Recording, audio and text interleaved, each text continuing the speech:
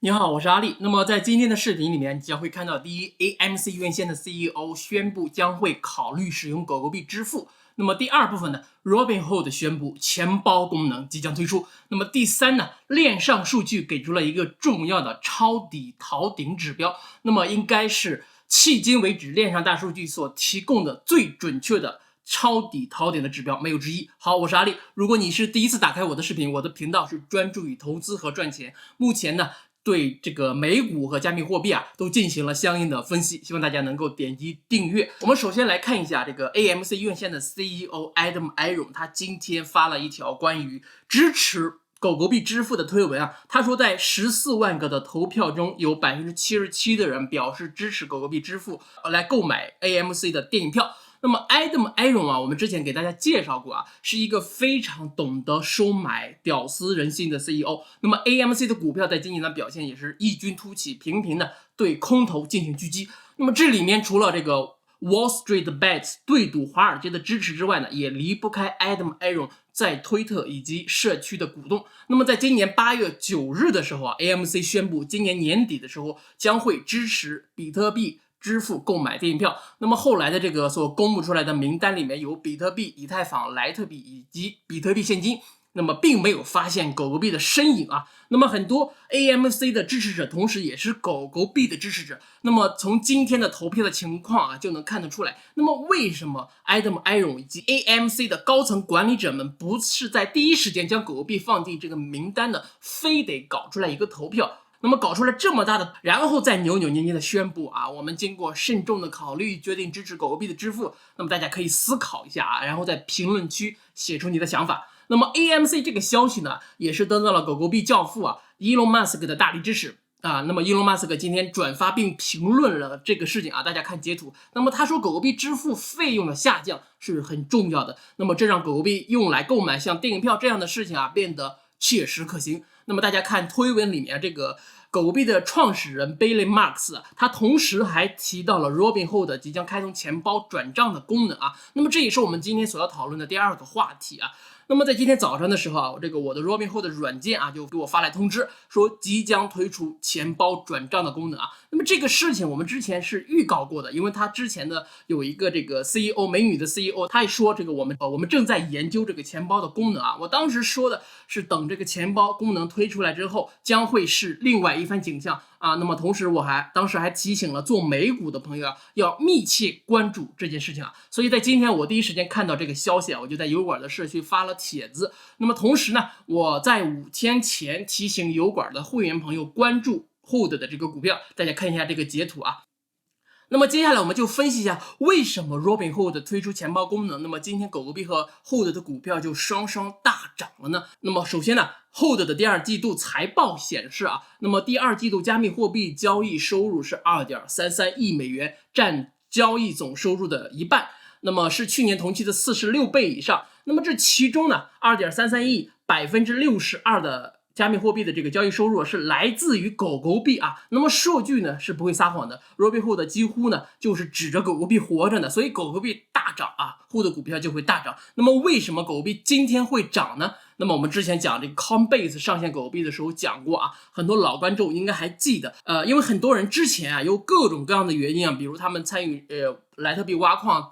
得到了这个赠品得到了狗狗币，然后有得到了一些小费，然后呢有这个朋友之间的相互的这个钱包转账那么手里面呢是攒了很多的狗狗币，但是呢苦于在美国没有途径进行变现。后来 Coinbase 上线狗狗币交易了，释放出来了很多的存货，但是呢仍然有很多不喜欢 Coinbase 的，或者呢是他们想转入 Robinhood 换成美元然后进行操作美股，这帮人一直拿到了现在。那么庄家呢也是非常的应景很巧妙的利用这个消息面拉高了一波。那么如果说这个 Robinhood 的钱包真的出来的那一天，我相信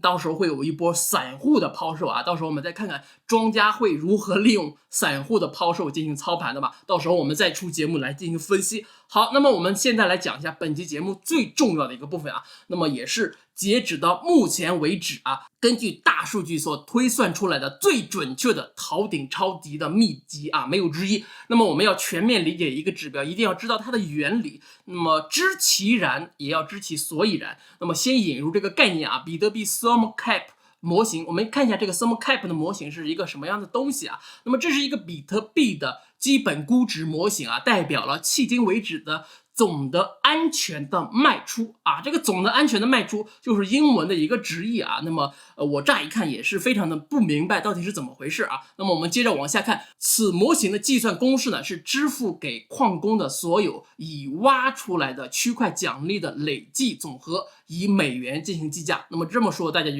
应该明白了。那么另一个思考这个指标的方式呢，就是它反映了比特币协议对矿工的奖励的累计的价值。我们假设矿工是理性的利润驱动者，那么这个指标也可以被看作所有流通的比特币生产成本的上限啊。那么说这个生产成本的上限，相信很多朋友应该很容易理解了。那么意思呢，就是比特币的价格呢，它如果说撑不起矿工的成本啊，那就没有人愿意挖矿了。这个原理大家很容易理解，对吧？那么 ThermoCap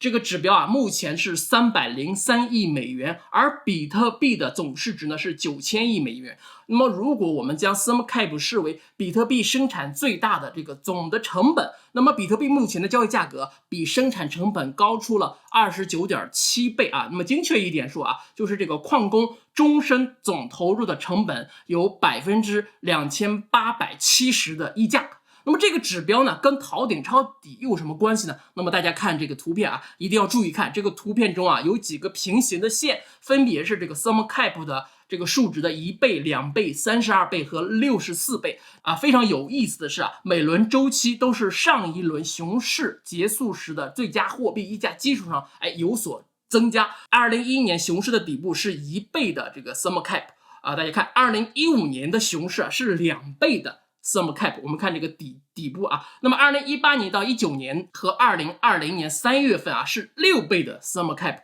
牛市周期的顶点，大家注意看上面的啊，那么一般呢是在 ThermoCap 的32倍和64倍之间进行徘徊。那么因为市场过度的扩张，远远超过了生产成本的很多倍。那么在目前的这个价格之下呢，64倍的 ThermoCap 的见顶模型啊，所对应的比特币的市值呢是1.94万亿美元，那么也就是对应每一个比特币是10.3万美元。那么什么意思？大家应该都明白了啊。那么比特币目前的这个交易价格呢是略低于32倍的 ThermoCap 的模型，总价值呢是9690亿。那么今天可能会更多一点，因为这个是周一出来的报告啊。那么最后我们可以比较总市值和 ThermoCap 之间的这个比率，这个震荡器它反映了比特币的货币溢价相对于其总生产成本的这个变化的幅度。那么我们看到啊，上述稳步上升的这个底啊，大底，或者是在每个周期最底部达到的这个最低的货币溢价，也可以发现牛市周期的顶点一般呢都是稳定的超过32倍的 ThermoCap。 那么上面我所说的这些东西啊都是非常非常的关键啊，如果说真的是没看明白，可以再反过来再反复的看一下。那么我个人认为啊，这个指标用来抄底和逃顶呢是目前是最准确的啊，比我们上一次所讲的730天的这个 MA 的指数呢更为准确啊，希望大家都能够记住这个数据啊。那么我们之前也讲过其他的逃顶的这个一些信号啊，比如说这个